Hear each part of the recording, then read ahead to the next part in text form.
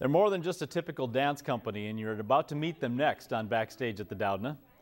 This week, we're spending some time with Lucky Plush Productions, a Chicago-based dance theater company.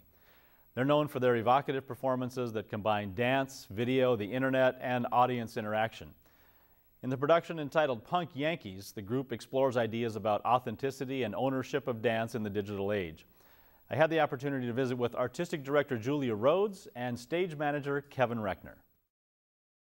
Well, let's talk about this particular production, Lucky Plush, and one of the reasons that it appealed to us was because of the different nature of it. There are lots of dance groups out there, whether they're ballet, whether they're jazz, whether they're contemporary, whatever their genre, and it seems like that a lot of them are kind of doing the same thing. They go through modes where you see a lot of the same kinds of production qualities and performance going on. Lucky Plush was different, specifically with this show, Punk Yankees, because of the content, because it has a lot of multimedia interactive. How does that fare from your position as a lighting designer, as a technical director, as a stage manager? Harder, more fun? Both. Both. It is harder, especially on tour being the only tech person. But it's also a lot of fun to run because I'm calling the cues, calling the light cues, and running the video, and I'll be running the Twitter account. It's a lot of things to do, which is great fun. I like to be busy. It's harder in that I'm the only one doing it and can't just kind of pass off, okay, you go take care of the lights. You know? Right. So, and this particular show, as you mentioned, Twitter, it also has just straight video feeds. Straight video feeds. We have a live video element. Laptops on stage. Oh, yes. Yeah, this is different than just dancers getting up and putting on costumes and showing off their great moves. You know, as the technical director, I travel with 3 laptops for this production. We have a sound laptop, so it's just running the sound score. We have a video laptop, which runs the video playback, the live feed, but there's also music coming from that. And then I have a laptop that will run the Twitter account, but it's also my laptop that I use to prep the next show. And so, yeah. So the Twitter is really the interactive piece between the dancers and the audience. I mean, it's all kind of interactive. It's all kind of interactive, and it's actually getting more interactive as we do it more because the dancers are experimenting. And so, yeah, with the Twitter, we'll interact with the audience. We'll ask the audience to tweet during the pre-show and at intermission and let us know what you think, say hello.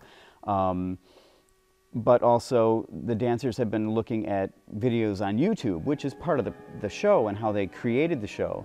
But they're also planning on stepping off the stage during intermission and sharing some of the things that they've just found, which are just incredible videos that are out there in the internet that we haven't seen for years because some of the great dance films from the 40s are on YouTube, or clips of them are on YouTube that nobody knows about. So it's great fun to see that and go, look at this. This is another version of dance that's out there, or that was out there that's now captured. It's really kind of fun.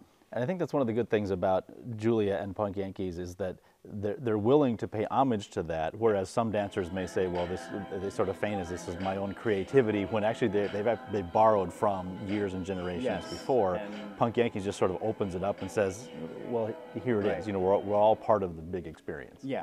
And that's really how Julia started to create the piece. Julia and the company, they just... I'll let her speak to that because she's better at that than I am. But it was the impetus, or partially the impetus, for creating the work and all this, the idea of sampling somebody else's work and saying, hey, this is somebody else's work, give them credit for it as well. Because, yeah, they created it, now let's use it and create something new with it, referencing the original material. In the non-artistic world, we wouldn't think of borrowing something from somebody else because that's a violation of copyright. Right. In the artistic world, that's almost seen as a badge of honor, that somebody's work was so good that you're taking a piece or you're doing all of it, but then it crosses that line of intellectual property. Right. Have you stolen or have you just used? Yes. Yes. And it depends on how large the company is that you're stealing from and how good their lawyers are as to whether or not they're going to say, you know, you can't do that anymore. Cease and desist, I think, is the term. So I'll ask Julia the same question, but as we close this part of it, what is it about dance? To performers, to technical people, to audiences, to our spirit as a community, to us as people? I mean, that's a very kind of maybe ephemeral question, but just from your perspective, what is it about dance? Oh, that's a good question. It's the use of the body as expressivity. It's not even English, I don't think. To be expressive through the body and creative in space and time. And how that then, you know, it exists on stage and then goes away and it becomes a memory. But then now we go into YouTube and the whole video world, and what does that mean? It's just always excited me. And I've been working in it since I was in high school, so I don't know. And what's especially fun with Lucky Plush, though, is that it's dance, it's music, it's video, it's text. They're not stuck in one place. Not that and more companies are stuck, but it's they go all over and just use whatever seems to work for the work. We're talking with Julia Rhodes, who is, again, another one of those multifaceted artists, performers, technicians, artistic director, choreographer, and performer for Lucky Plush Productions. And there's a lot there. So yeah. let's unpack that. Yeah. So talk about, we understand the performer part. People would be able to see you perform as a dancer. In your background role as artistic director and choreographer, how does that gel and jive with the Lucky Plush Productions? How do you make it all happen? Well, I started the company very informally in 1999, just with a person that I had been collaborating with in another company. And we just were doing festivals, and we thought, oh, let's, you know, make a name for whatever this thing is that we're doing.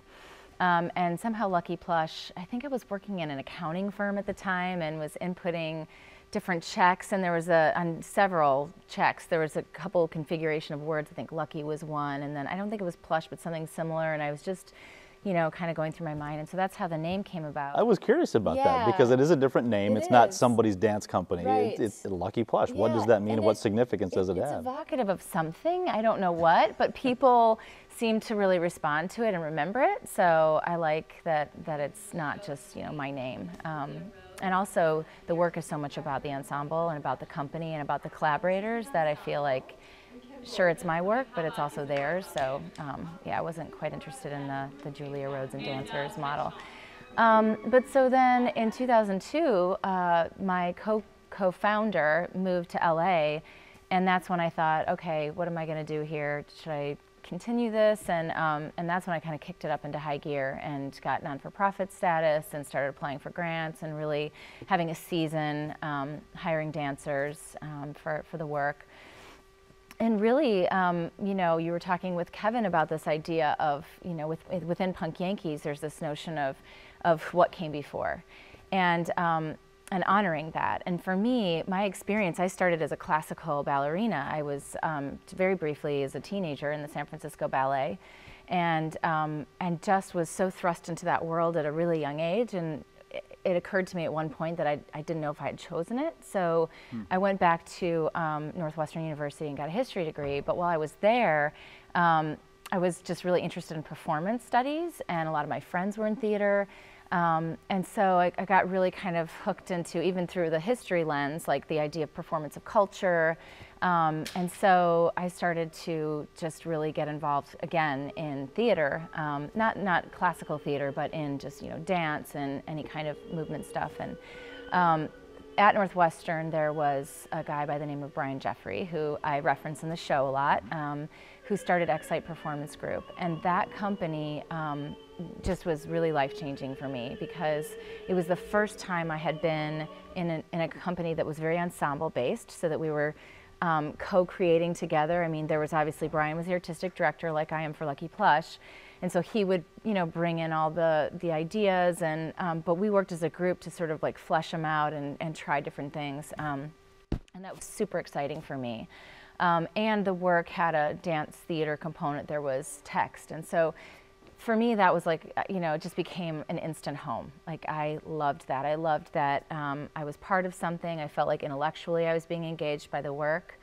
And so after, I think it was '99 when I started Lucky Plush, that company was just, there were 5 of us and people were kind of going in different directions. So it was just a natural segue, and I was already starting to make my own work as a choreographer. And so that's kind of my lineage in starting Lucky Plush. Of course, the company model is different than it was for Excite in some ways, but it's certainly in that Excite no longer exists, but it was hugely important to me and very formative for how I create and you know, just am as a dance maker. So the choreography part, I think most of us can understand. The artistic director, that may be a phrase that we're not real familiar with. How is that different from somebody who just creates the moves, teaches the steps? I'm so glad you're asking this, because I think a lot of people have a notion that choreography is just making up moves. And choreography... Obviously I did. Yeah, well, most people do. Choreography really encompasses movement. It encompasses generation of idea, of form, of bodies in space, of relationship. And so a choreographer is really also a director. And interestingly, I worked with a theater director on our last project, The Better Half, that premiered at the Museum of Contemporary Art in Chicago this fall.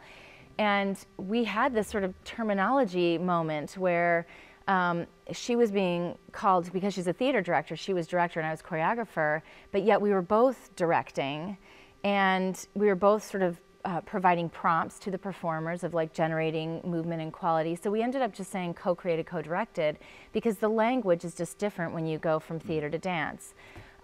Some choreographers will be very specific about, no, your hand goes here and this arm, and everything is built up from the ground up, and they're going to execute that thing. I'm more interested in the idea that I'm taking a concept and I'm unpacking that in a lot of different ways, and I'm in the studio with the performers, and I will give them a prompt that is something that then we go away and we all explore and play with in groups or solo, and then we'll come back and I organize it, I direct it, I figure out what works, what doesn't work, so, you know, I figure out kind of how the overall arc of the piece will, you know, take shape. And I generate a lot of the movement, but they are with me in that, you know, so, and I love that their voices are part of the end product, so that you get to, you know, again, it's not just about me and what I do, but it's about what all of us bring together. Just like the name Lucky Plush, Lucky Plush Productions is the name of the company, right? Punk Yankees, how did that name come about? Because when you describe the content of it, it doesn't really seem to gel with what is Punk Yankees as it relates to the content of the show. Well, there's an author, Matt Mason, who wrote a book called The Pirate's Dilemma. And his take on piracy or sampling, this whole culture of appropriation and these intellectual property issues, is that traditionally markets move forward through appropriating and transforming. You know, Edison is an example that he used with the phonograph. It's like musicians, he'd say to musicians, what, you're gonna, or they'd say to him, you're going to take my music and put it on this piece of plastic and then sell that, and we don't have to be in the room, you know, like all these things that are about moving culture forward. And you know, piracy is obviously not good. Piracy in and of itself is theft, it's stealing. Within intellectual property law, which is very murky, but there's this idea of what is transformation. So if you're using material, which is what musicians have done forever, and visual art, there's just in dance, there's not really a lot of scholarship around it and not a lot of discussion around it. So it's a really important topic for the dance field right now, particularly because of YouTube and people just, you know, kind of taking and recycling without really understanding issues of ownership. So he called this form of capitalism punk capitalism. And then Yankee came from, he talked about the Dutch, an old Dutch slang word Janke, which is for pirate. So I just kind of put those together in Punk Yankees, and it felt kind of, you know, kind of fresh and punkish and, you know, kind of like edgy, and it's just a fun name. So because you talked about all of the amalgamation, the looking back, the incorporation into the new, and the embracing of the new technology, there really would not be one way to describe your company or the style of dance. You're not necessarily ballet, modern, contemporary, hip-hop, jazz. It is really just a conglomeration of them all? Yeah, I mean, how I define it generally and generically is contemporary dance theater or dance theater. But certainly, you know, I let the work sort of dictate what it is that we're going to use, what elements. So Punk Yankees, it felt very natural to have a lot of technology in it because this is exactly the platform that we're dealing with, and I wanted to expose that. You know, and then I've had other works that don't have dialogue or text inside of it.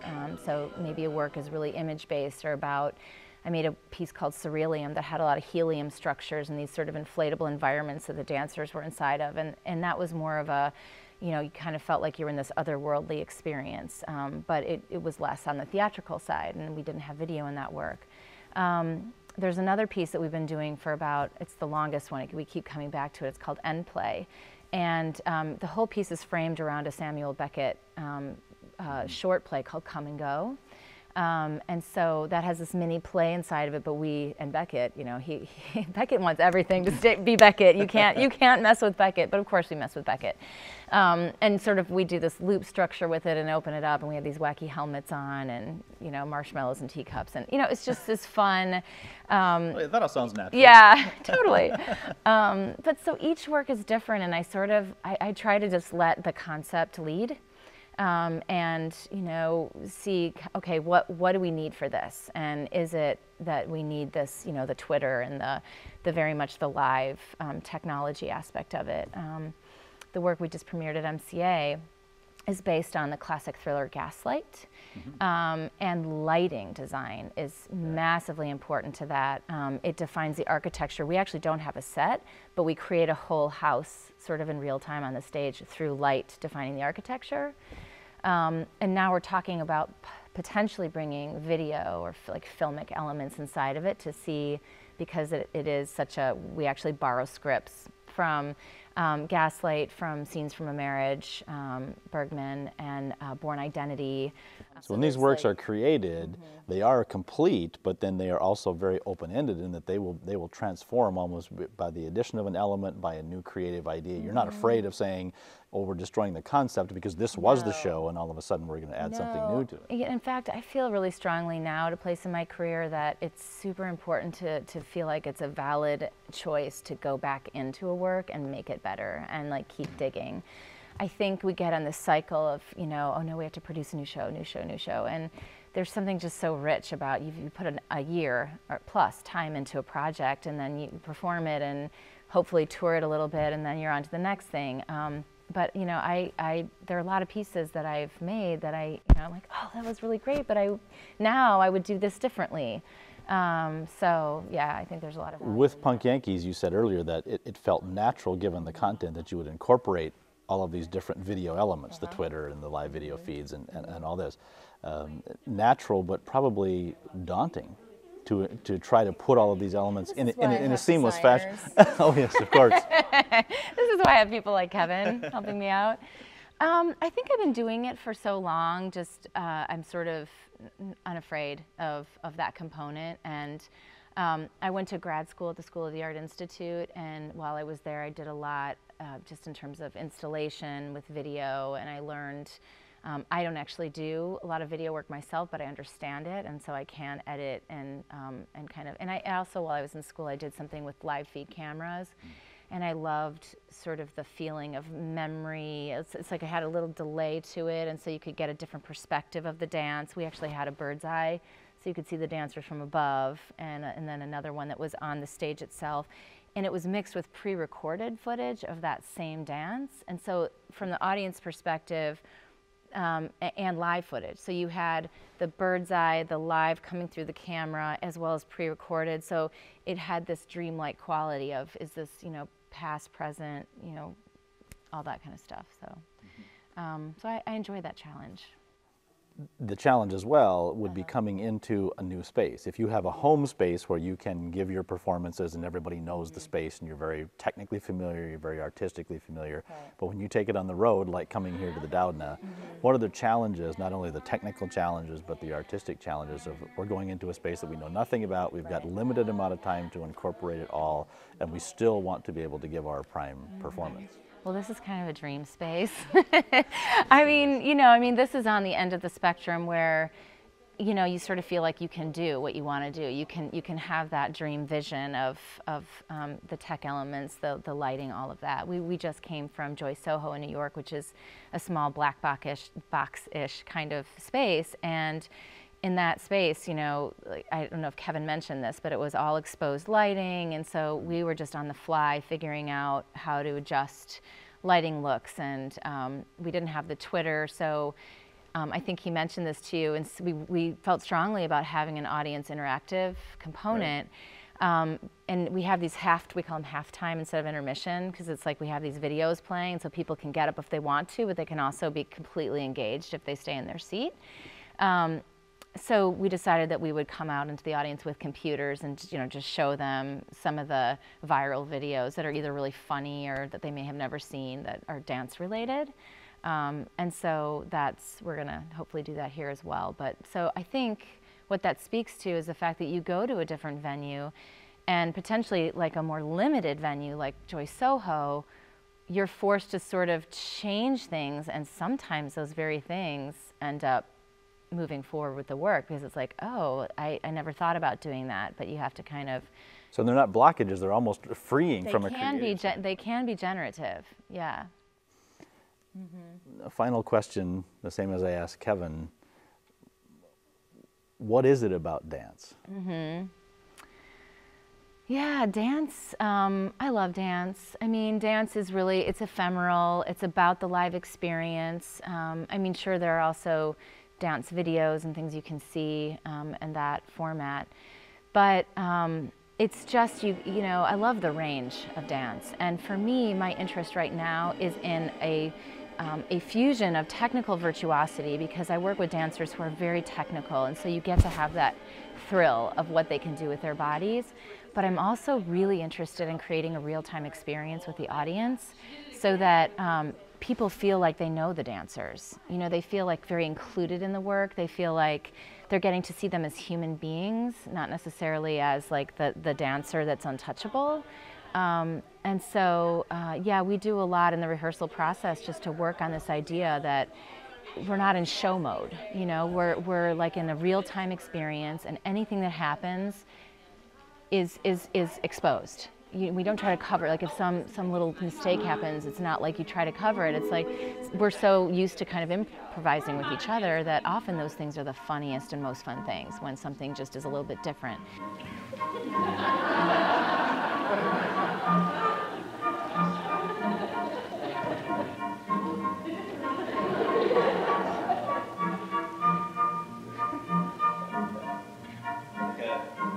Supporting role.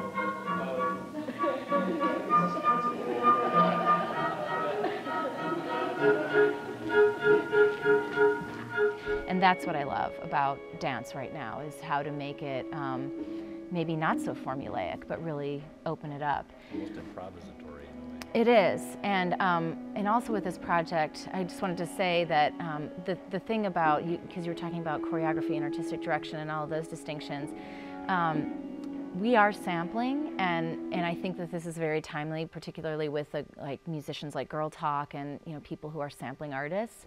But they are also artists in and of themselves. It's not sort of a cut and paste job of, oh, I like that move that this choreographer did or that, and we're just kind of doing one.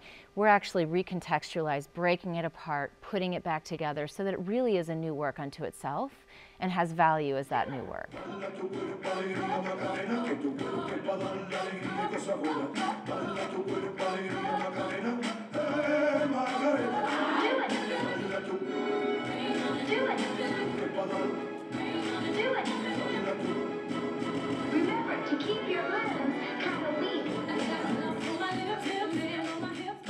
Julia, thanks for bringing the company here and working with our local dancers and putting on the performances. Thank you and so much it's for having been a us. great time. Yeah, thank you. This is amazing. Thank you so much.